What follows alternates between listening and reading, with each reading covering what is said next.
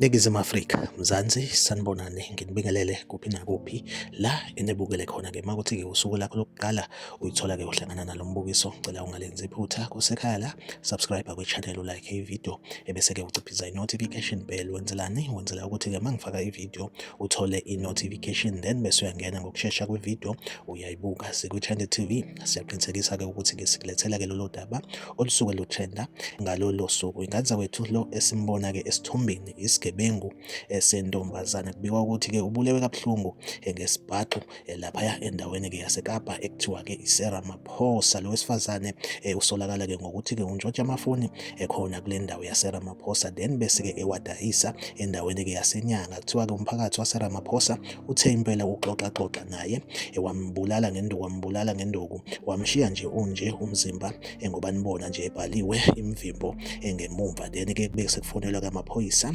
akhona-ke endaweni, ase-ke afika amfaka evenini. Like ividiyo, subscribe kwi-channel, uphinde ucommente kwi-comment section ungitshela ukuthi kuthini ukuphawula kwakho ngalolu daba. Zikwi-Trend TV ngizohlezi ngikhona ngulethela-ke indaba eyisematheni usuku nosuku. Ahlangabezane kwividiyo elandelayo.